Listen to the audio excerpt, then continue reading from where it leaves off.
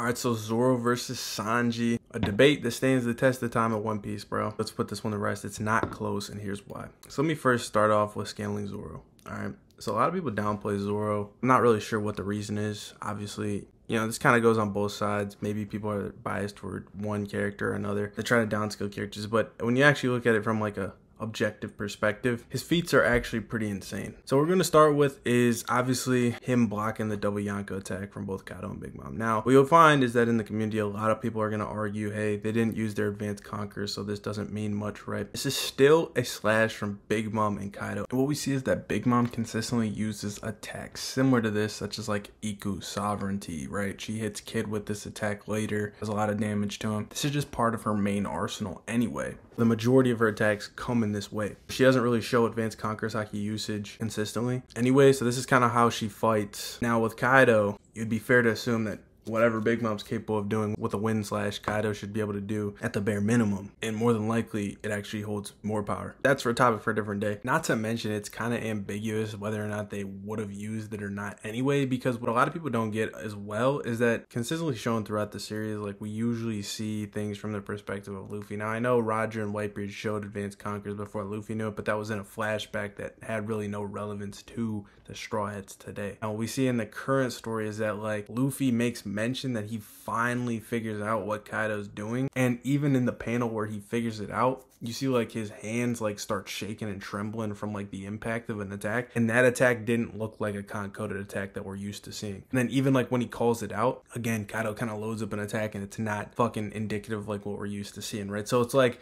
he kind of implies that that's what Kaido was like using, that's like why Kaido's attacks hit so hard. It's like he's using con-code, and so it's like I kind of buy into that philosophy, although you're not going to be able to like outright prove it, but just something to think about as we continue on going forward. But regardless, this is a combined attack from both those two forces coming at both of them, where you have statements from Killer, he couldn't even react it, Kid hyping the shit out of the feet, Law can't even believe what he's seeing. Law is in awe of Zoro this entire sequence, right, which will bleed over into the next part of the scale. And basically all three of them are in astonishment at Zoro's feat that he just pulled off, right? And of course, he didn't take the full brunt of it. He ended up getting teleported away, but stopping the force, even briefly, is insane, bro. If you guys know about Newton's laws, when you punch a wall, you take the same force as that wall, right? Albeit for a second, he still matches the force. Then after this, right, he gets a significant portion of the bones in his body broken. Basically, this is just an insane endurance feat, which is consistent throughout One Piece. Obviously, I'm taking the Kuma Pain, pre-time skip, etc., etc.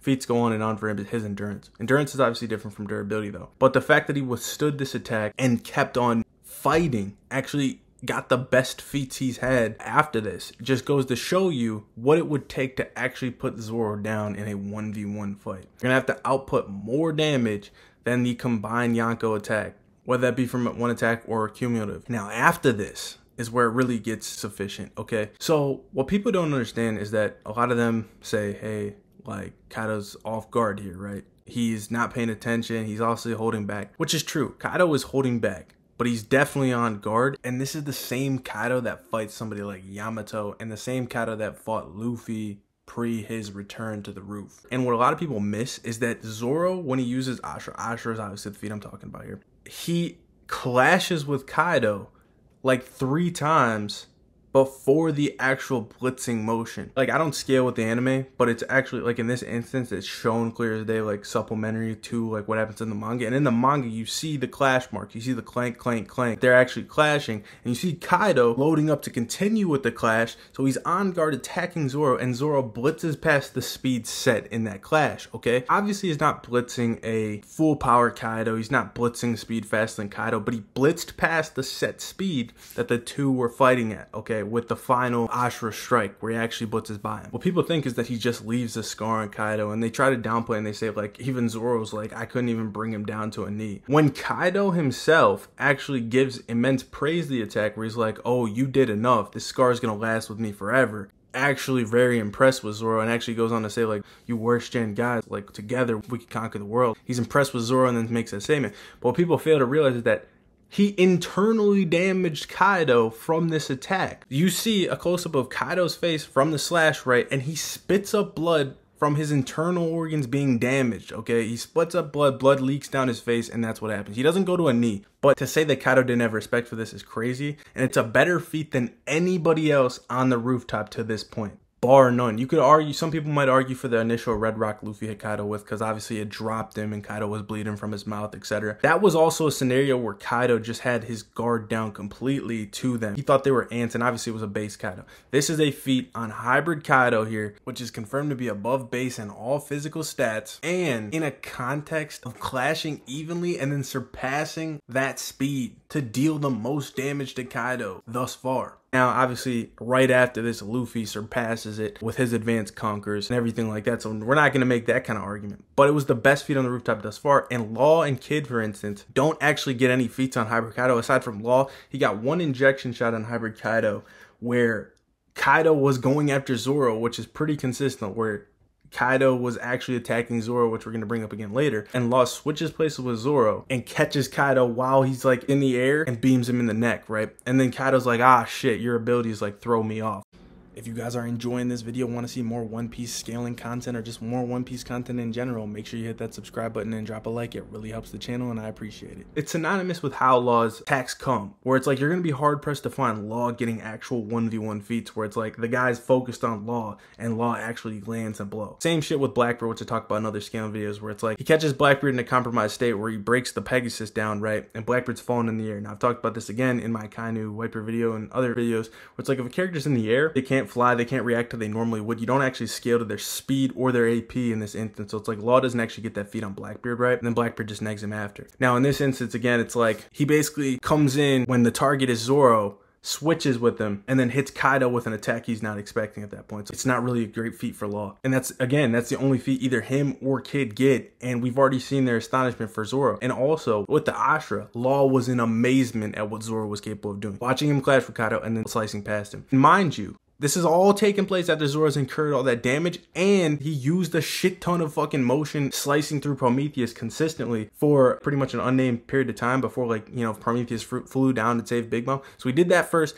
took the damage, then did this, okay? Now after this, he's completely helpless, right? He's on the ground, can't protect himself, and I've heard people say, like, he's not off guard, so to speak. The thing is, like, dude, when he's clearly this fucked up to a point where he can't even move, like, he's not going to be able to defend himself in any sufficient way. Likely he can't even brace himself on the ground here, okay? Because he just is literally stuck in this position, just holding on to himself like, fuck, you know what I mean? At this point, Kaido sees him, and he's like, oh, okay, I'm gonna finish this fucker now. He's gonna just put Zoro down for good. And Law's like, Zoro, get the fuck out of there, get out of there. Which, you know, it's kind of weird, you know, it kind of puts Law on like some kind of weird fraud watch in a sense of like, oh, you really not like that, Law? Because we saw him switch places with Zoro to hit that injection shot at the first place, right?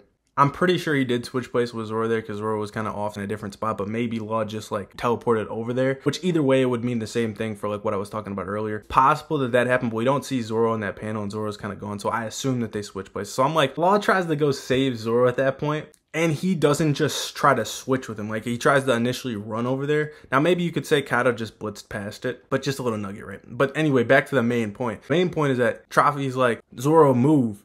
And Kaido says something cold as hell. He's like, nah, I'll come to you, to Zoro. Like, don't move. So he actually goes for Zoro here. He's not going for Law because Zoro doesn't move from his stuck position. Law tries to move over there to try to help, but Zoro is in a spot. He doesn't move. And Kaido blitzes over there with the concoated Bagua, nails Zoro with the primary force, and then hits Law with the secondary force as he finishes running through. Like, Zoro's obviously incapacitated, but he remains conscious even from this and the other damage he incurred. Remained conscious the entire time. We know he was conscious all the way up to like when he's given to Sanji. Law's incapacitated by that secondary force of that Bagua right with him. Like, he goes to the ground, he's fucked up. Obviously, Law took vastly less damage. That's why he gets back up after and able to move Zoro out of there. But he takes significant fucking damage where they actually look the same on panel. So it just even goes to further show you like how crazy the feats of things Zoro can withstand without going unconscious actually are, right? So he takes that and they go down. Now, all these feats that Zoro has gotten are all pre-Conqueror's coding. People have a misconception that Zoro used Conqueror's coding on Ashra. It's not Conqueror's coding. There's a difference between Conqueror's leaking out. We've seen instances where Doflamingo and Luffy have had Conqueror's coding leaking out in their fight. Luffy and Katakuri have had Conqueror's haki leaking out in their fight. And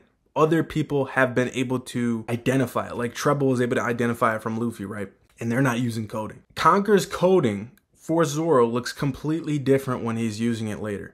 It's not the same in any capacity. It shows in both the manga and anime. It's a completely different thing. He doesn't have any mastery of it. He doesn't have the mental thing where he figures out what actually needs to be done to actually start using it. It's not Conqueror's coding, and he gets massively, massively stronger when he gets Conqueror's coding, which we see from the fact that he's arguably losing against King or bare minimum by keeping up with him.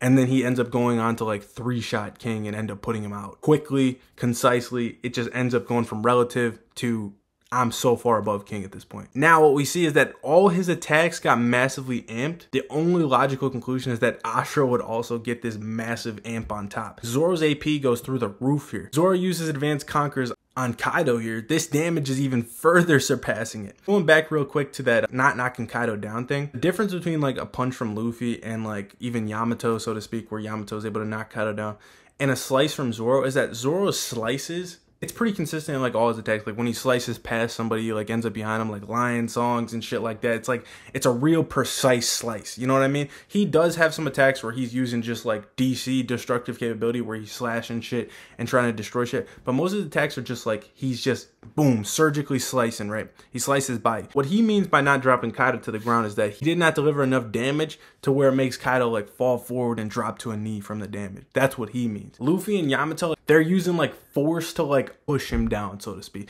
Like, yeah, it's an attack, but it's like the force pushes him down. So you see how it's different? Then you basically have the Seraphim, who just served to upscale King. Why do I say that? It's because you see Zoro in base being able to do the same things he's able to do to King, like Lion Song to S-Hawk. So we know that the speed is around that same level. And then you get statements where it's like Luffy compares the Seraphim's durability to Kaido's durability, and Zoro doubles down on it. And he's like, yeah, this is just like King. And we know that that would mean like King's durability is on par with that, but it's actually even higher because King actually stacks an Ancient Zone's durability on top of his Lunarian DNA. So King should even be above in durability sense. And then you get basically all the feats from the Seraphim we got so far, which is, it's kind of ambiguous whether or not they're all the same strength. I don't really think they are all the same strength, but S-Hawk is the one I'm going to be talking about. S-Hawk has the best feats of them anyway. And S-Hawk actually is the only person we've seen to avoid an attack from Blackbeard's Yami Yami at point blank range. And he leaves the island unscathed. Now we've seen Law encounter this, right? He got negged by it. We've seen Marco take this, got negged by it. So S-Hawk avoiding this is actually a very underrated feat that kind of amps even King up. You know what I'm saying? Because if we give the same logic to King, where it's like they're the same speed, which at this point has no contradictions, it's another thing you can use to be a supplementary point. But even if you didn't want to give it to King there speed-wise, you just give it to Zoro, because Zoro's already shown speed feats on S-Hawk, right? Where he's able to hit him with attacks. Moving on to Sanji, right? I hate to say it for Sanji fans, but you guys have vastly overrated your character, okay? And I don't mean to say Sanji's weak. He got a massive amp. It's a huge amp for Sanji.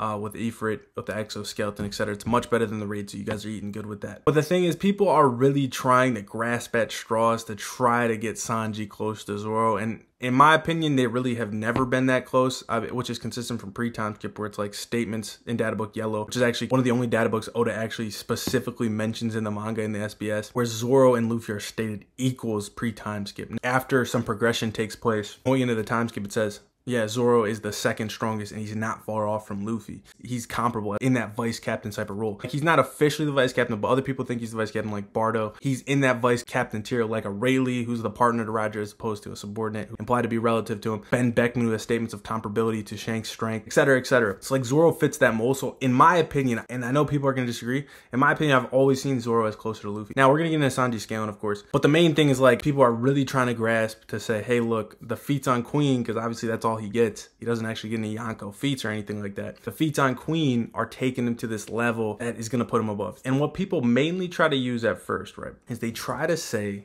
that the speed is too much for Zoro. Now, there's multiple reasons why this is just false. You see is that Sanji does go invisible against Queen, right? He's moving so fast that Queen can't even perceive him. Now, what you got to take is the full context of the scene. All Sanji does is jump into the air faster than Queen can perceive. He doesn't attack. He doesn't even know where Queen's at this point. That's the reason he actually does this. He doesn't even know where Queen's at because he uses the invisibility powers. And you get it expounded upon in the anime, which I know I keep saying I don't use the anime to scale. So those are all going to be supplementary things, but it's honestly, it's just to illustrate it further, like what's actually happening, right? You know what I say, if there's a contradiction, we'll talk about it. I'm going to be the first to tell you. But what we see is like in the manga, he just jumps into the air and we see him, like when we cuts back to Sanji, he's just still in the air, right? Like he's moving from wall to wall. He's looking for Queen. He doesn't actually know where he's at. He doesn't actually attack Queen here, right? He just goes invisible. Then he attacks Queen and Queen like it gives his position up. He's talking to the lady. So it's actually an off guard shot from Sanji here that actually starts the sequence where you see this fucked Queen up badly. Like he can't even respond to Sanji speaking wise, struggling to get back up, and then Sanji just barrages him, overwhelms him, and finishes him. So it's like, it's cool and everything. Like the barrage was sweet. Queen didn't have a chance to react after this, but the initial thing that started it off was an off-guard blow. It's kind of like if you were in like a street fight scenario where it's like you're paying attention to something and then somebody just rocks your shit. It's gonna take you a second to even like register what's going on, and your fucking motor skills and reaction to everything else is just gonna be vastly weaker. So that's like why even in like UFC fights, it's like if somebody gets rocked, they're much more likely to be finished as opposed to just like a straight knockout punch, right? That just knocks you out. It's a different scenario where it's like, oh, somebody's already rocked. They are more vulnerable to be finished. You see what I mean? So we know due to Odin, right? You remember when Odin gets one shot from Kaido, when some people think like he's actually got the upper hand. I don't personally, but it's like, let's say that they're relative, right? Relative to at least a base and dragon, you know what I mean? And base ends up finishing him. Relative to a base Kaido, which he's shown before. And then he gets one shot. So we know that off guard attacks do significantly more damage. Now what we also see here is that people compare this to Marco. That's what they try to do. Now, Marco, he is extremely fatigued, and obviously they make mention of Marco's stamina. You could argue Sanji's fatigued too, so I'm not going to really use that. But the thing is, they say that like, okay, Marco blitzed Queen, but when he blitzed Queen, it wasn't a perception blitz on the level of Sanji's. Marco just blitzed Queen, and a difference between a perception blitz and a blitz is like, a blitz is like you just attack somebody so fast that like they can see it, but they can't react. Perception is like they can't even see it. So it's like a perception blitz would be faster, right? Now the difference here is that like when Sanji perception blitzes Queen, he doesn't actually attack. There's no attack that takes place. He just, like I said earlier, he just jumps into the air. When Marco does it, it's in an attack. So it's like Queen can't see Marco, can't see Marco, can't see Marco. He's like, doesn't know what shit's happening. And then right at the last second, Marco's been invisible this whole time, right? And at the last second, all he sees is that fucking claw in his face, right? So it's like, okay, Marco was so much faster than Queen that he's able to blitz him, and then at the last second he sees his fucking foot by his face, right? And I think it's a real stretch because it's like he's invisible the whole time till the end. And then of course, like if a fucking claw is in your face right at the last second, like you're probably gonna see it. Even if like, you know, this person's so much faster, you're gonna see like a little blur reach your face, which you even see that the claw is fucking blurred in his face. People are still gonna cling to the Sanji thing, but my thing is that it's not the same thing where it's like, okay, you can't see him. Sanji just never follows through with an attack. So we don't actually know what happens here if he actually loads up an attack, and then you don't actually get that because Sanji doesn't actually kick him on guard, kicks him off guard, and it sets up the whole sequence. Marco has shown relativity to Big Mom. I've made a whole video about Marco scaling if you want to go check that out. Consistently has better feats than Sanji. So it's like, it just doesn't work. Okay, now the thing is like, even if we give Sanji the benefit of the doubt, we say like, hey, you know, he perception blitzes, has Queen's perception, right? Moves so fast Queen can't see him. Oda literally does this fucking on purpose, where the next chapter we get Zoro vs King, he shows